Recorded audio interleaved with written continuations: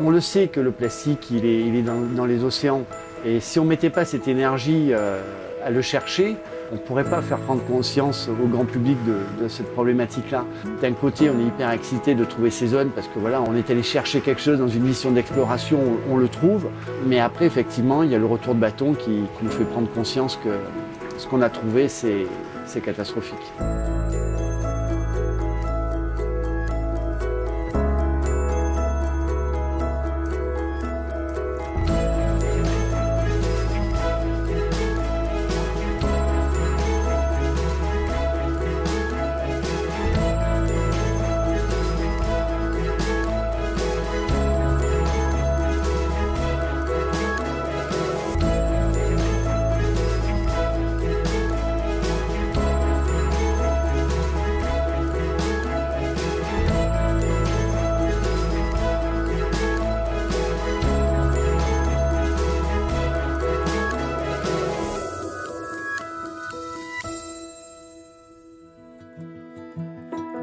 La traversée de l'Atlantique à la rame, une course en solitaire de 4700 km qui relie Saint-Louis au Sénégal à Cayenne en Guyane. Un face-à-face avec l'océan, sa beauté, ses humeurs et son immensité. Patrick Dexon, navigateur et membre de la Société des explorateurs français, tente l'aventure en 2009. C'est pendant cette traversée que Patrick constatera l'omniprésence des déchets plastiques au cœur même de l'Atlantique. Il se fixera un nouveau défi. Explorer les océans et témoigner. Communiquer sur une réalité trop éloignée du regard des hommes. L'océan est si vaste que nous l'imaginons invulnérable et aux ressources inépuisables. Pourtant, ce que nous jetons ici dans nos villes ou nos campagnes ne cesse de s'y accumuler. Abandonnés ou jetés sur les trottoirs ou dans la nature, les objets en plastique, souvent très légers, sont transportés par les fleuves, les rivières ou les vents et finissent par rejoindre la mer. 80% des déchets que l'on retrouve dans les océans proviennent des continents. Aujourd'hui, moins de 10% des déchets plastiques sont recyclés. Tous les ans, ce sont plus de 6 millions de tonnes de plastique qui se déversent dans la mer. En 30 ans, le nombre d'emballages plastiques a été multiplié par 30. Les 1000 milliards de sacs plastiques distribués chaque année dans le monde servent en moyenne 20 minutes avant de devenir des déchets. Souples ou transparents, beaucoup seront confondus avec de la nourriture. Cette année encore, 100 000 mammifères marins ou tortues et plus d'1 million d'oiseaux périront par obstruction du système digestif ou par asphyxie. Ces images n'ont rien d'anecdotique.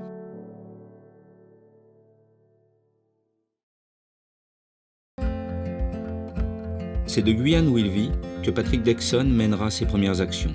Il fonde OSL, Océan Scientifique Logistique, une association dont le but est de promouvoir l'étude et l'enseignement du milieu marin. Très vite, elle deviendra un creuset pour les chercheurs et les amoureux de la mer. En 2012, il se rend à Long Beach en Californie et rencontre Charles Moore, celui qui fut le premier à tirer la sonnette d'alarme sur la pollution des océans par les particules de plastique. En 2013, accompagné de la biologiste Claire Pusineri et de Swazi Clardeux, une photographe, il se lance dans le Pacifique Nord à bord d'un voilier. Une première expédition d'études sur la présence du plastique dans les océans. Les innombrables déchets flottants rencontrés et la quantité de microparticules de plastique prélevées vont renforcer sa détermination.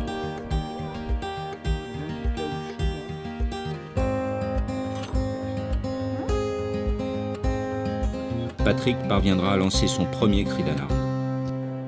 Le 7e continent, c'est notre mot du jour. Il s'agit d'une énorme masse de déchets plastiques flottant dans le Pacifique Nord. Pour la première fois, une expédition de scientifiques français est partie le 20 mai dernier. Le 7e continent, ces déchets plastiques charriés par les courants océaniques et qui ont fini par former une masse dans le Pacifique Nord. C'est pas spectaculaire comme la fonte des glaciers ou le réchauffement climatique, mais par contre, on voit l'impact du plastique au milieu de nulle part. On est quand même à 2000 km des côtes de Californie ou d'Hawaï, on est au milieu de nulle part. Et là, l'homme a réussi quand même à polluer son environnement. Les déchets plastiques déversés dans la mer entament une longue dérive. Sous l'effet de la rotation de la Terre, les courants marins créent ce que l'on appelle des gyres océaniques. Ces énormes tourbillons tournent dans le sens des aiguilles d'une montre dans l'hémisphère nord et en sens inverse dans l'hémisphère sud. Tôt ou tard, les déchets plastiques se retrouvent piégés dans ces gyres. Après son expédition dans le Pacifique Nord, Patrick s'apprête à explorer le gyre de l'Atlantique Nord. À lui seul, il s'étend sur une superficie équivalente à 2 ou 3 fois celle de la France. L'explorer dans sa totalité demanderait des mois, voire des années. Certaines études démontrent que les objets flottants ne se retrouvent pas forcément en plus grand nombre au centre de ces géants. Alors, où chercher pour y trouver la plus grande concentration de plastique ? C'est en métropole, à Toulouse, que Patrick trouvera un moyen de mieux cibler ses zones de recherche.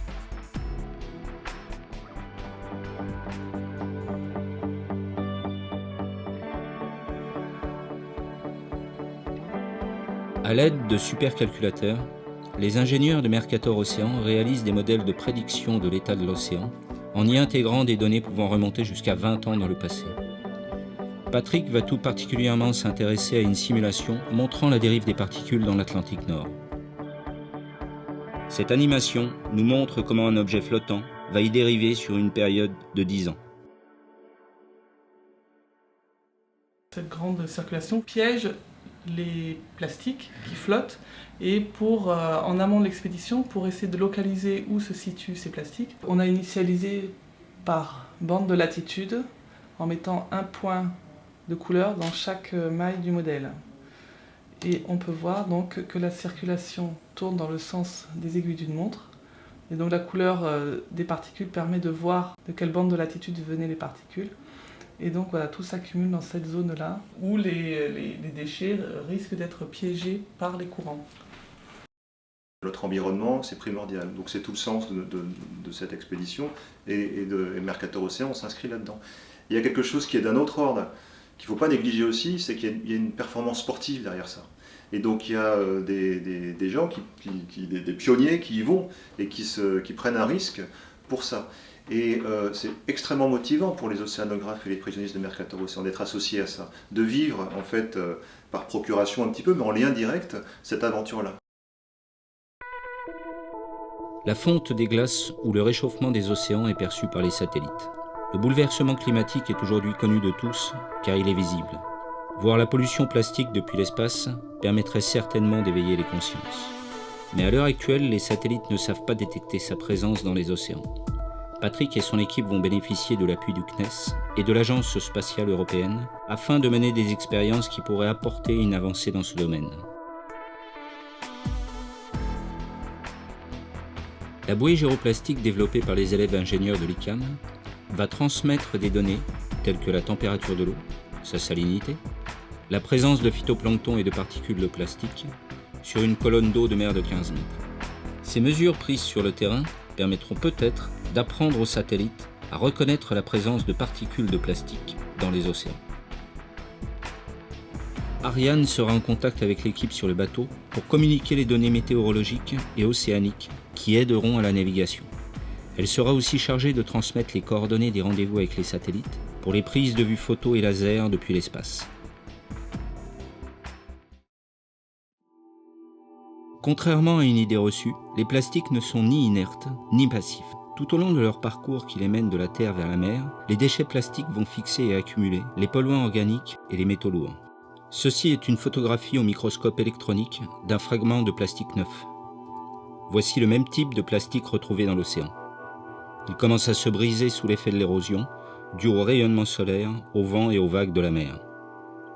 En se fractionnant toujours davantage, ils finissent par atteindre des tailles infinitésimales au point d'être absorbés par le zooplancton. Voici une autre photo du même type de plastique après une longue migration dans l'océan. Une multitude de micro-organismes s'y est développée. Ce phénomène de colonisation est encore mal connu. Alexandra Terral est chimiste au CNRS de l'université Paul Sabatier de Toulouse. Elle étudie la pollution qui est transportée par les particules de plastique et s'intéresse à cette vie qui semble les coloniser. Afin de mesurer la pollution due aux déchets plastiques, Alexandra a développé des capteurs uniques à base de gel qui vont concentrer les polluants présents dans l'eau de mer. Une seule de ces pastilles présente une surface totale de captation équivalente à un court de tennis. Emprisonnées dans des boules à thé, elles seront plongées dans la mer et concentreront les molécules ou autres composés chimiques que le plastique pourrait diffuser dans les océans. Pour Patrick, ces petites pastilles vont jouer un rôle essentiel. Elles permettront de mieux savoir ce que les déchets plastiques véhiculent avec eux et l'action qu'ils peuvent avoir sur les écosystèmes marins.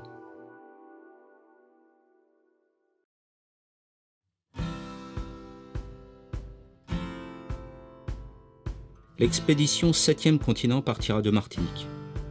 Toute l'équipe s'est donné rendez-vous au port du Marin. Le Guy à voile, catamaran de 18 mètres de long, embarquera les 9 membres de l'expédition pour une mission en mer de 3 semaines.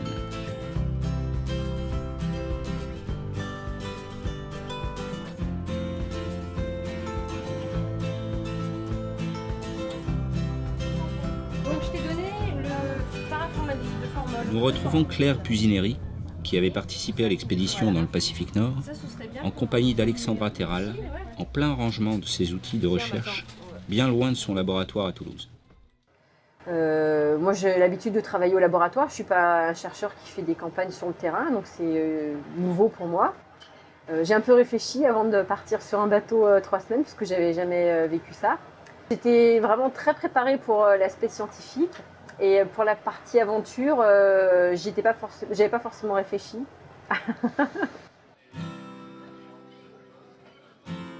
Alors que Patrick organise le planning journalier des différentes manipulations scientifiques, Fred Lachaud, le capitaine du Guy à voile, s'imprègne des outils et des méthodes de travail des scientifiques. Le Guy à voile devra naviguer en continu afin d'atteindre le gire dans un délai raisonnable de 3 ou 4 jours. Fred devra concilier les impératifs de progression du bateau avec les baisses de régime, voire les arrêts occasionnés par les prélèvements en mer. Chris Lemens représente l'Agence spatiale européenne. Il effectuera des mesures sur l'océan et l'atmosphère à l'aide de différents appareils dont un radiomètre spectral et une caméra thermique. Ces données seront recoupées avec les images satellites qui seront prises durant l'expédition. Laurent Morisson est le second du capitaine. Skipper confirmé, il est déjà à l'œuvre pour aider à tester le matériel des scientifiques. Cette expédition a pour lui un sens bien concret qu'il exprime avec métaphore. Déjà, on voit sur les plages qu'il y a pas mal de plastique rejeté par la mer. Donc voilà, ça me permet de faire un plus, d'en savoir plus sur ce plastique qui au final nous entoure. On est quasiment emballé, quoi. Les communications, une fois au large, seront plus restreintes. Patrick et Fred profitent d'être à terre pour obtenir les dernières estimations sur l'horaire et le point GPS du premier rendez-vous avec le satellite Pléiade. Et oui, on se prépare au départ, donc on ferme tout. Marie-France Bernard est biologiste et monitrice de voile. Elle pourra donc participer au quart du bateau, aux manipulations scientifiques et sera responsable du volet pédagogique. C'est elle qui rédigera le journal de bord de l'expédition. J'ai toujours rêvé en fait de participer à des expéditions. Cousteau était mon modèle quand j'étais adolescente et jeune adulte, il l'est toujours d'ailleurs aussi. Mais du coup, c'est une sorte de rêve qui se réalise de pouvoir faire ce genre de choses. Claire, Alexandra et Laurent vont tester un des 2 filets à plancton, communément appelé filet Manta. Ces filets permettront de filtrer l'eau de mer et de recueillir les particules de plastique présentes à la surface de l'eau. Ils seront traînés par le catamaran tous les jours pendant 1 heure. Ce sont, en quelque sorte, les outils qui révéleront la présence de plastique difficilement visible à l'œil nu. Claire, qui était aux côtés de Patrick en 2013 dans le Pacifique Nord, pourra mettre à profit son expérience. Avec un effectif réduit et des moyens plus restreints, cette expédition avait surtout permis de médiatiser en France le fléau du plastique dans les océans. Donc le volet scientifique, ça a été un demi-succès et on avait justement envie d'aller plus loin, en particulier pour ce volet-là. Donc c'est ce qui m'a poussé à partir. Et ce qui m'a aussi poussé à partir, c'est le personnage Patrick, parce que quand Patrick vient te voir, il te dit « Claire, j'ai besoin de toi ». Non, c'est pas comme ça, c'est « Claire, j'ai besoin de toi ». Et bah tu peux pas dire non, voilà. Habitant des mers, Romain vit sur un voilier avec sa femme et ses 2 enfants. Marin expérimenté certes, mais ce sont pour ses talents de cuisinier qu'il embarquera. Il sera le Bosco de l'expédition. L'océan, c'est un peu ma maison. J'habite dessus, c'est mon aquarium à moi, c'est ma piscine à moi, c'est la baignoire des enfants. Et naturellement, ça devient quelque chose auquel on s'attache. Et quand on apprend qu'il y a une expédition qui part comme ça et qu'on la touche du doigt, parce qu'on connaît l'explorateur, on connaît les gens qui partent, on connaît le bateau, on se dit, on entrevoit la possibilité d'en être. Et si on nous propose de partir, naturellement, jackpot, banco, tout de suite. 5 mai 2014. Le Guillavol quitte le port du Marin en Martinique.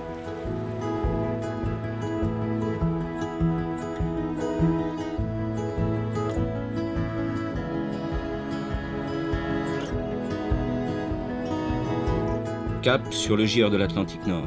L'itinéraire établi en se basant sur les modèles réalisés par Mercator Océan mènera cette expédition au cœur de la mer des Sargasses, une partie de l'océan depuis toujours peu fréquentée. Le manque de vent, dû aux hautes pressions, a eu au fait de décourager les marins de s'y aventurer.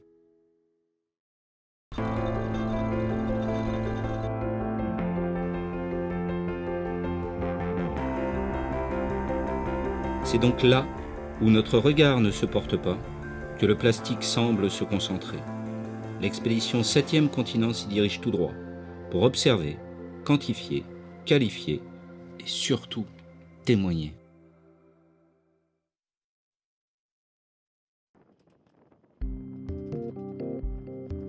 Le jour se lève alors que le Guillavol se dirige vers le point GPS du premier rendez-vous photo prévu avec le satellite Pléiade. Une expérience inédite qui associe les images satellites aux prises de mesures sur place.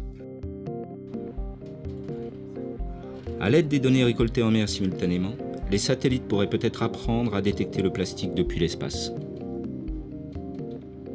Non, on est un peu décalé parce que on a reçu le point de la photo un peu tard. Mais c'est normal, hein, c'est les premiers rendez-vous. Donc on va lâcher la grande voile là, et puis on va accélérer le bateau. Après on a une marge de 5000, ce qui équivaut à 10 km. Et c'est très important d'être sur la photo pour corréler les images avec l'environnement.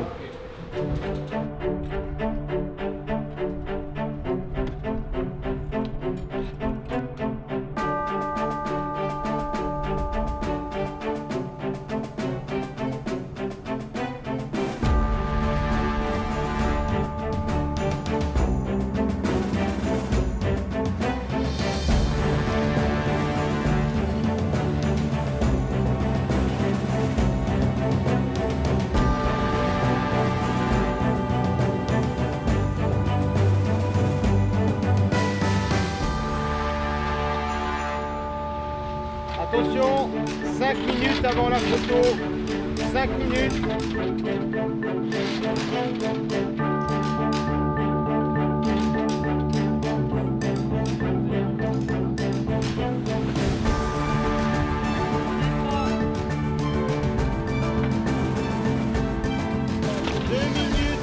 Avant la photo, 2 minutes. L'équipe se réunit sur le pont pour former une étoile. Une petite chaîne humaine en plein milieu de l'océan.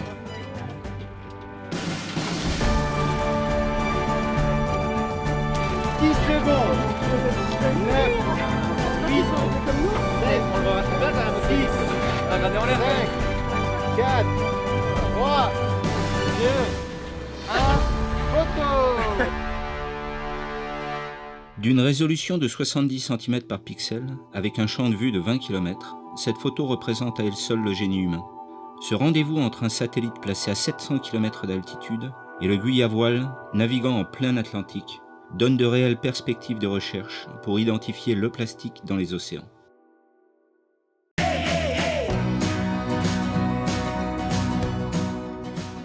Alors que Chris effectue les mesures de radiométrie et de rayonnement infrarouge sur l'air et la mer, le reste de l'équipe procède à la première mise à l'eau des filamenta et de la bouée gyroplastique. Ils seront traînés à faible allure pendant 1 heure. Le GIR est encore à 2 ou 3 jours de mer, mais il est important d'obtenir des mesures tout au long du trajet. Cela permettra de connaître l'évolution des quantités de plastique et de mieux définir les zones à forte concentration.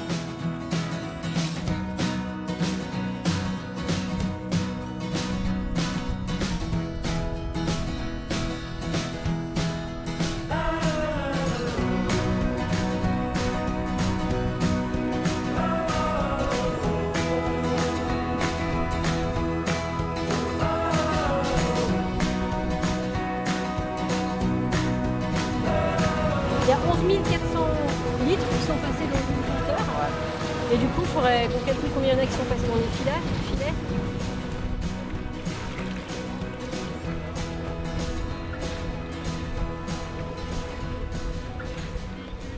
Ouais, on est un peu surpris parce que là on est en dehors des prévisions de Mercator sur la dérive des plastiques. Et on a quelques petits morceaux quoi. Donc qu'est-ce qu'on va trouver à l'intérieur? On n'est même pas dans le gire quoi. On est à 670 000. Là on est en train de récupérer les bactéries qui sont dans l'océan. Et pour ça on va réaliser des filtrations successives. On va filtrer au-dessus de 5 microns, comme ça on va enlever tout le zooplancton, toutes les particules, enfin tous les gros objets. Ça c'est la première fois. Et donc les bactéries restent dans l'eau de mer, mais débarrassées de tout le reste. Et ensuite on filtre sur du 0,2 micron. Et là on va capturer toutes les bactéries sur le filtre et ensuite on va analyser ça. Le Guy-à-Voile n'étant pas équipé de laboratoire, tous les prélèvements vont être échantillonnés et conservés pour des analyses une fois de retour à terre.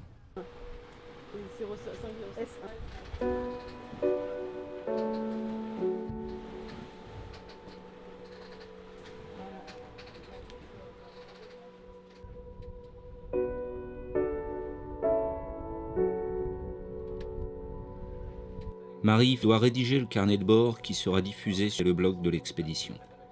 Une tâche qui, à elle seule, représente peut-être l'essence même de cette aventure.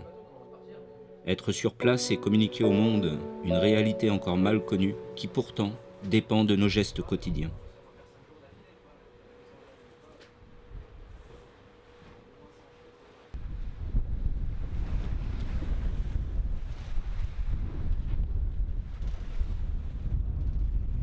Malgré un mal de mer qui ne le quitte pas, nous retrouvons Chris au petit matin effectuant ses mesures quotidiennes. Fred, le capitaine, est à la manœuvre pour maintenir la vitesse et le cap du catamaran. Mais les vents sont capricieux et les courants contraires. Difficile dès lors de garantir le bon déroulement de toutes les mesures et des prélèvements prévus. Des priorités doivent être établies.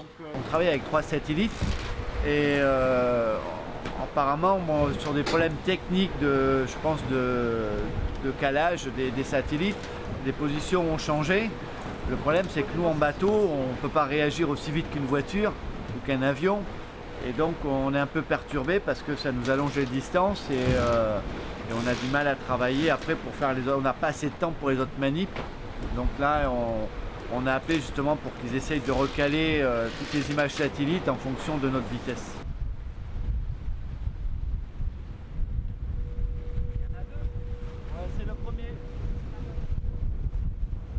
Les filamenta et la bouée gyroplastique sont lâchés. Bonne ou mauvaise mer, qu'importe. Car l'important est d'effectuer des prélèvements à intervalles réguliers pour quantifier la progression de la présence des particules de plastique.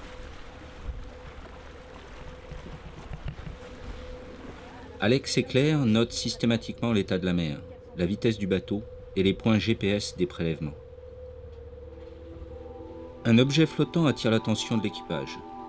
Peut-être un premier macro-déchet. Ce terme désigne les déchets abandonnés issus de l'activité humaine et visibles à l'œil nu. Fred rapproche le catamaran. Mais il faut se méfier, car il s'agit vraisemblablement d'une perche de filet dérivant, dont les mailles pourraient s'accrocher aux hélices du bateau. Essayez de tirer par le mât, si on a vu. Vas-y. Rien, il n'y a rien. Il n'y a pas de dorade coryphène en dessous là? Rien vu. Une prise qui soulève une autre problématique, celle des espèces déplacées à cause de l'activité humaine. Tout objet flottant se retrouve tôt ou tard colonisé par une faune ou une flore marine. Ce ver marin semble appartenir à l'espèce des Chloeia flava, communément appelée ver de feu. Cette perche n'est manifestement pas son habitat habituel. Il vit d'ordinaire près des récifs. On parle aujourd'hui de plastisphère pour évoquer l'écosystème qui se développe sur les déchets plastiques. La colonisation des plastiques par des organismes marins est un phénomène encore mal connu. Ces déchets colonisés peuvent être des vecteurs de transmission de bactéries et de microbes. Ils pourraient alors déplacer des espèces et mondialiser des épidémies à travers l'immensité des océans.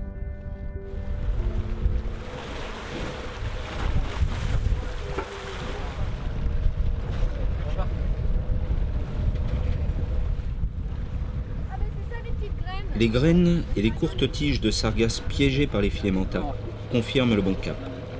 La mer des Sargasses, qui tient son nom de ces algues qui y flottent et s'y accumulent, se trouve au cœur du gire de l'Atlantique Nord.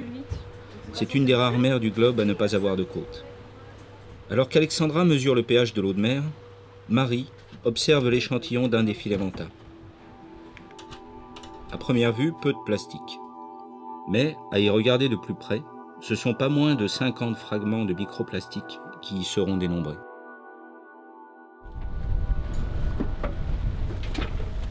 Les vents changeants imposent à Fred de changer constamment de voile afin de maintenir l'allure du catamaran.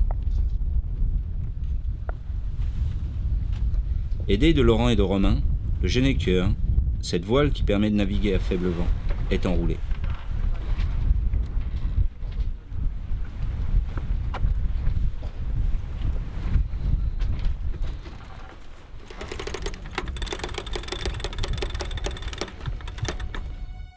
Fred appose sa main sur le mât.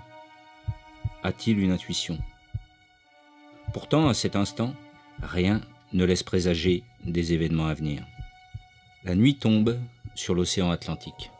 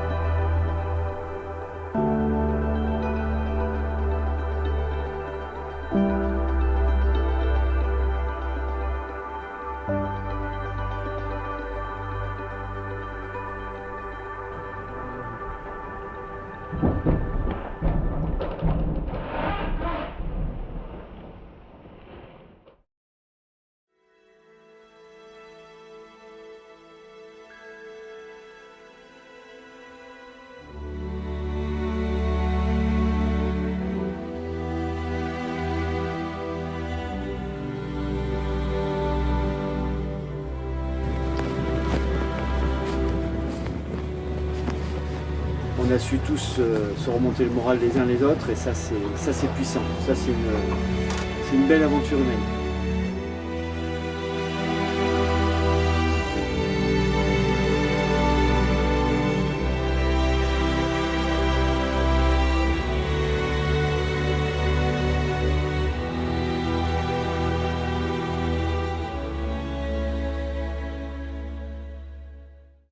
Par chance, il n'y aura eu aucun blessé. Le dématage fut causé, sans raison apparente, par la rupture d'une pièce. Fred, Patrick, Romain et Laurent ont réussi le tour de force de conserver le mât du catamaran. Mais le pont du bateau est abîmé et le câble de l'antenne VHF a été arraché.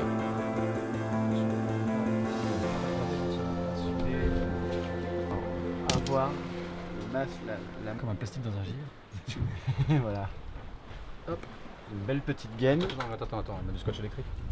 Ça fait plus pro. Ah ouais. Est-ce que ta réparation on a opéré l'antenne pour remettre un fil au bout qui s'était écourté au ras de l'antenne. Maintenant, on va essayer de la mettre en place. Et elle vient d'où cette antenne? Elle vient de là-bas, qui est le haut du mât. En fait, là, c'est le bas du mât. C'est pas la position normale du mât. Voilà. Maintenant, c'est l'arrière du mât, mais normalement, c'est le haut du mât, en fait. C'est pour ça. On est allé la récupérer, puis on va pouvoir la rebrancher et pouvoir retrouver nos données AIS. qui nous permettent de savoir, de voir les gros bateaux qui sont autour.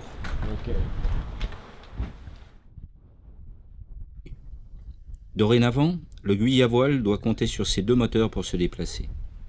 La quantité de carburant est toutefois insuffisante pour effectuer le trajet prévu dans le gire. Les options sont comptées. Les 3 possibilités de repartir et sauver la mission. Parce qu'il faut déjà travailler en amont avant d'arriver à Saint-Martin. Et on en a trouvé 3. Donc bien sûr, la plus confortable, ça serait l'affrètement d'un nouveau navire capable de nous amener là où on veut. La réparation du bateau, qui pourrait se faire éventuellement en une semaine si tout le matériel est disponible et commandé à l'avance. Et la troisième solution, c'est de laisser le mât du Guy à voile à Saint-Martin, faire les réparations sommaires pour tout ce qui est sécurisation du pont et repartir qu'avec le moteur. Voilà, ça ce sont 3 options possibles. C'est quoi comme bateau? Patrick va multiplier les contacts pour trouver un nouveau catamaran. Mais rares sont les compagnies qui assurent leurs bateaux pour naviguer en haute mer. Mer des Sargasses, triangle des Bermudes, le GIR se situe dans des zones aux tristes réputations.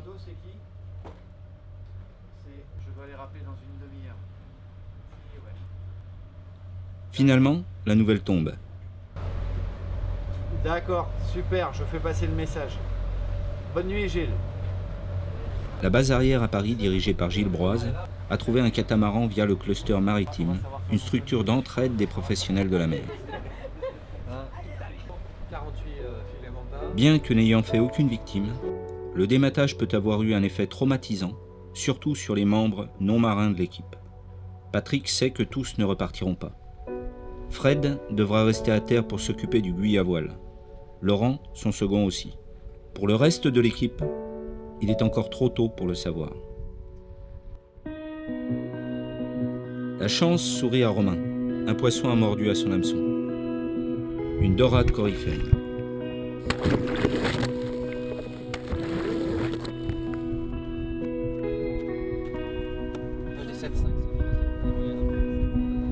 Pour Claire, c'est l'occasion d'effectuer des prélèvements qui permettront d'analyser l'éventuelle présence de plastique ingéré par le poisson.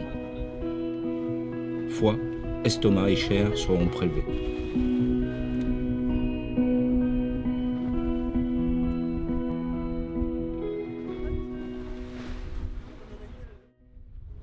Tel un bélier, le mât solidement amarré pointe la direction de la terre ferme. Le catamaran sans mât s'habille malgré toutes ses banderoles. Une façon de montrer que l'expédition continue.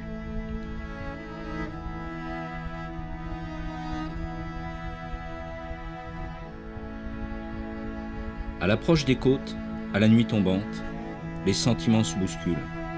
Échec, soulagement, motivation, interrogation.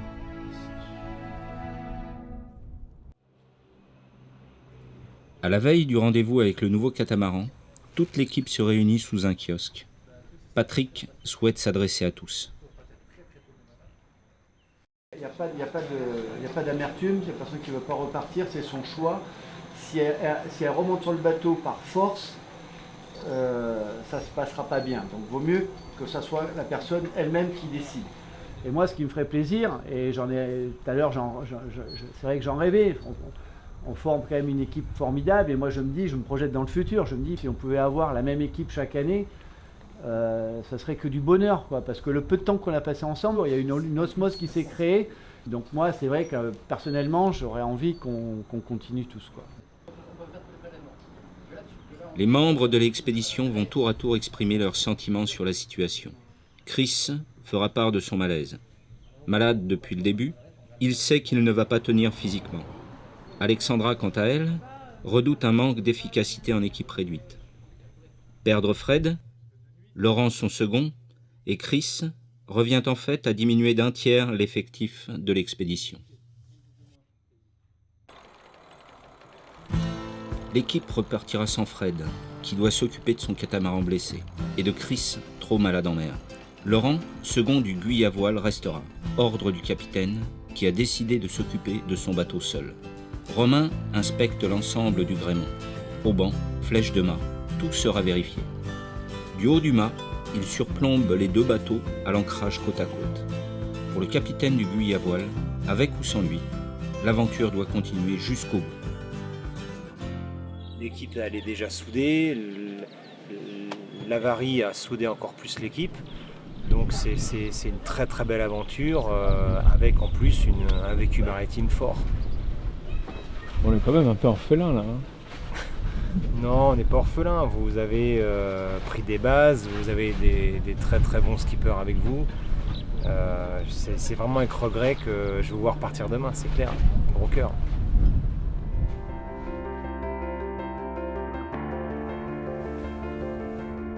Nouveau bateau, nouveau départ. Mais le temps est compté. Le catamaran devra être de retour au port dans les 8 jours. Un délai qui ne laisse aucune marge d'erreur de cap. Le gire pourra être atteint d'ici 3 ou 4 jours. Mais en comptant le trajet retour, cela ne laissera à l'équipe que 24 heures au mieux pour y effectuer les prélèvements. Un contre-la-montre s'engage vers une destination qui ne figure sur aucune carte. Les qualités et les compétences de chacun apportent beaucoup à la réussite. Donc je rends un hommage aujourd'hui à tout cet équipage qui reste soudé pour aller jusqu'au bout.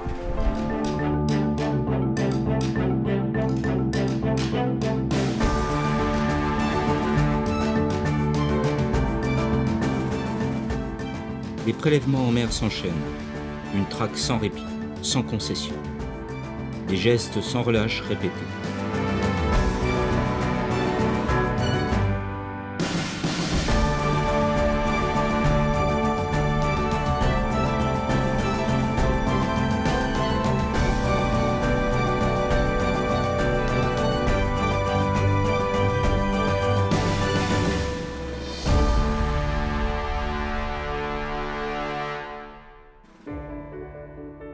À 6000 km de là, une autre expédition 7e continent est en cours.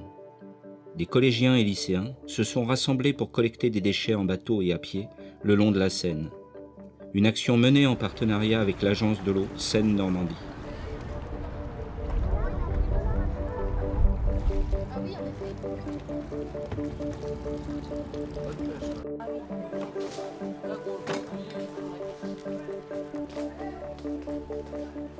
On va les mettre en tas et puis après ce sera emporté. Et ce sera recyclé pour faire, par exemple, ça ce sera pour faire du goudron. Ça, des pulls, les bouteilles des pulls. Des pulls. Donc l'idée qu'on a eue, c'est vraiment de faire une expédition miroir à la descente de la Seine. La Seine traverse 25 départements et l'expédition de Patrick dans l'Atlantique avec des étapes pour à chaque coup sensibiliser sur la nécessité du ramassage, de la collecte des macrodéchets qui derrière au final va se retrouver en mer. L'agence a fait vraiment ce lien entre l'eau des sources jusqu'au niveau des côtes maritimes puisque nous avons compétence sur l'ensemble de ces milieux et que finalement c'est un échange permanent entre l'amont et l'aval, entre les poissons qui vont remonter la rivière jusqu'aux sources et nos déchets qui vont descendre jusqu'à la mer et finalement s'y perdre tout en restant dans ces gîtes. Le constat sera accablant. Sur une distance de 200 mètres, 20 scolaires auront ramassé 200 kg de déchets en moins de 20 minutes. Allô? Oui, Patrick. Tu nous entends? Ouais, super, bonjour à tous. Et croyez-moi, d'en parler quand on a rédigé notre journal de bord hier soir, il faut vraiment venir voir ce qu'il y a sur place pour prendre conscience de la gravité du problème. Donc en fait, on est en train de naviguer sur une sorte de soupe de paillettes de plastique. Voilà, et c'est ça, cette pollution que nous, on peut remarquer là, sur place dans le gîte. On ne s'imagine pas ce qui peut se passer dessous. Et quand on voit ce qu'on vous ramène là, ça fait froid dans le dos. Et merci pour ce que vous faites, merci pour ce que vous faites.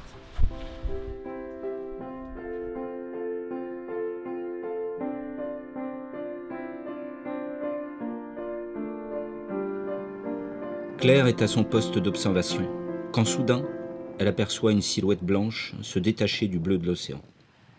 Un macro-déchet.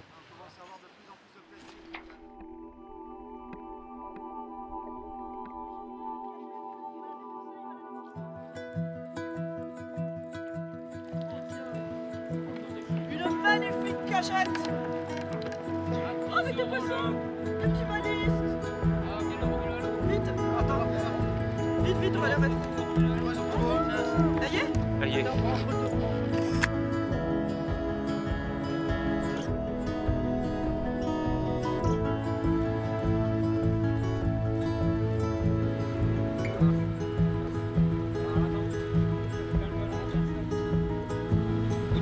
marrant, c'est mélanger plein de plastiques différents. Ouais. Regarde, il y a du... Et là, si tu ouvres, à mon avis... Regarde, c'est de la sangle là. Ouais, de la sangle bleue, ouais. Sangle bleue, boule de machin et fil de beige. Parce qu'après, toi, tu as toute la microphone là, qui se balade dessus. Des œufs. La vie là. L'équipe découvre toute une vie qui semble s'organiser autour et sur ces déchets de plastique. Les poissons ne semblent éprouver aucune crainte de l'épuisette, renforçant ainsi l'idée que personne ne s'aventure dans ces régions océaniques. Nos déchets nous représentent ici et façonnent un biotope improbable. Ben voilà, donc ça c'est caractéristique elle est où, là du continent de déchets, c'est qu'on retrouve ce genre de choses dans le filtre. Hein, c'est l'eau qui est aspirée dans la mer pour refroidir le moteur. Et ça peut obstruer le refroidissement et casser le moteur. Donc on est vraiment dans la mer des plastiques, on n'est plus dans la mer des sargasses, on est dans la mer des plastiques. Là.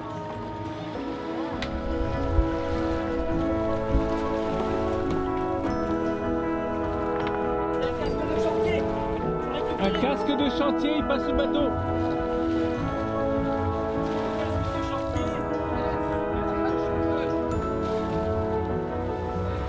Voilà, on est content de ramasser du plastique, c'est pas mal.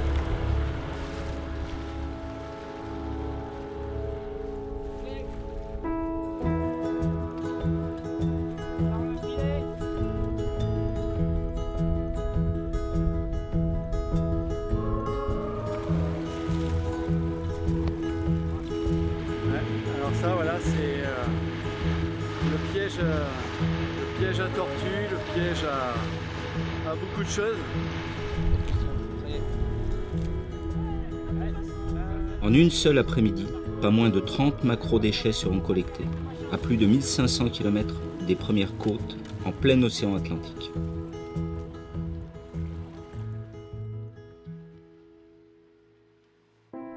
Pour Alexandra, ces déchets souples représentent une mine d'informations. Découpés, ils pourront être échantillonnés et subir une multitude d'expériences dans des domaines variés. Comme on a un gros morceau de déchets, en fait, j'ai découpé. Il y en a certains, on va faire de l'imagerie dessus. Sur d'autres, peut-être qu'on va faire la manip de génétique, l'identification des biofilms, l'ADN. Ensuite, il y en a un morceau que je vais garder pour analyser les polluants organiques persistants et un morceau pour les métaux lourds.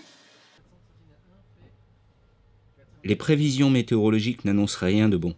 Faute de temps, la zone de forte concentration indiquée par Mercator Océan ne pourra certainement pas être atteinte.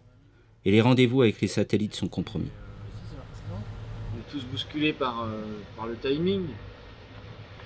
Donc on essaye de faire au mieux. Hein. De toute façon, une expédition ne se déroule jamais comme on a prévu. Là on a perdu une semaine avec le dématage du Guy à voile et puis ben voilà quoi, ça décale tout.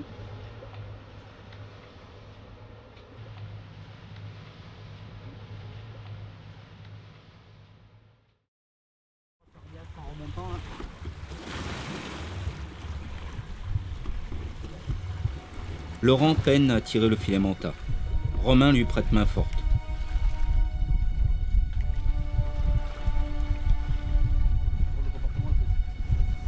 Le fond du filet est gonflé par les sargasses.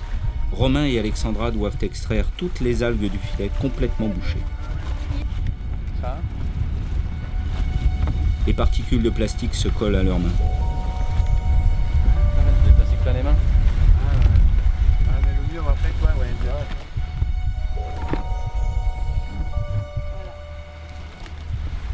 De l'eau de mer est versée dans le filet afin que Patrick puisse récupérer le reste de la récolte dans un seau.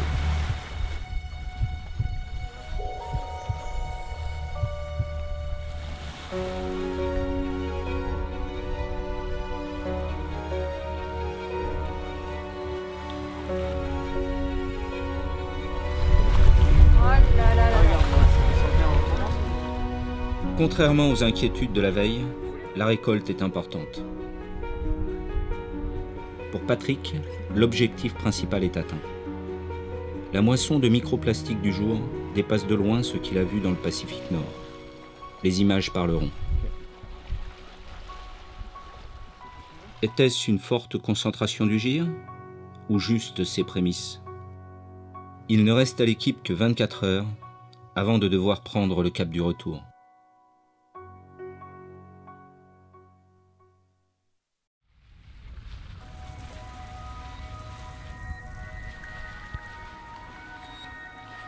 Le jour s'est levé sur un tableau. Une mer d'huile, comme une flaque géante, perdue dans l'immensité de l'Atlantique Nord.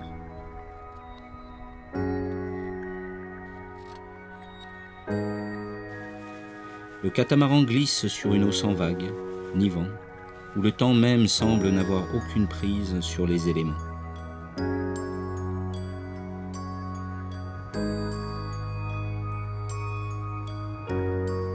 Pour Patrick et son équipe, c'est ici que se termine le voyage.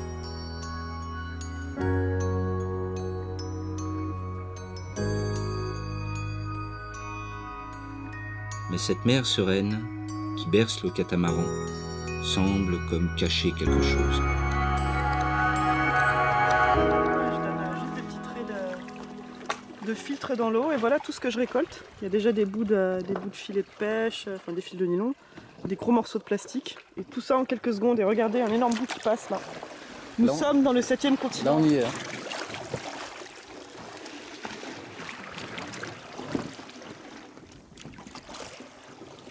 C'est tout juste énorme, angoissant.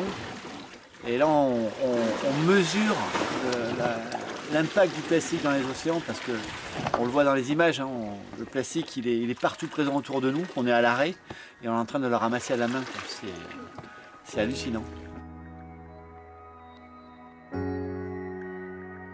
Et là, de voir tout ce plastique au milieu des milliers de kilomètres des continents qui flotte comme ça à la surface de l'eau, c'était assez bouleversant en fait. Et là on se dit waouh, c'est de ma faute et de celle des autres. C'est impensable au milieu de nulle part de trouver des trucs comme ça, quoi. Donc oui, c'est choquant, quoi.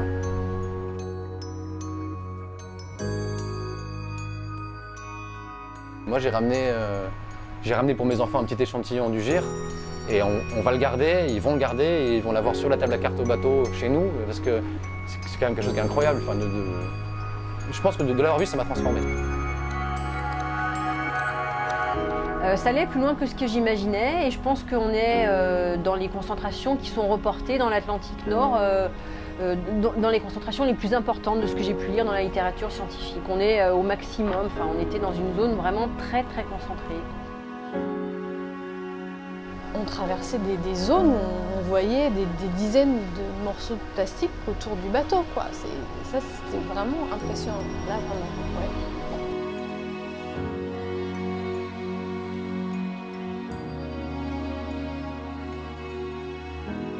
Alexandra prépare ses capteurs. Elle va enfin pouvoir mener ses expériences et plonger ses boulattés dans le GIR de l'Atlantique Nord.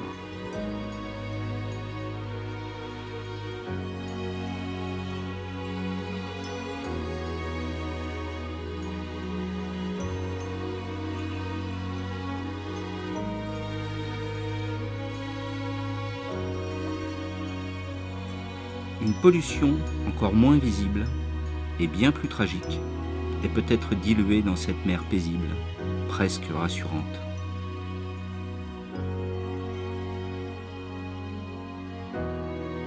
Répertoriées, classées, numérotées, les paillettes de plastique ont enfin quitté l'océan pour revenir de là où elles venaient. Dans son laboratoire, Alexandra poursuit l'aventure. De nombreuses questions restent posées. Quel est leur impact sur les écosystèmes? Comment se dégradent-ils? D'où viennent-ils? Où vont-ils? Et surtout, que nous apprennent-ils?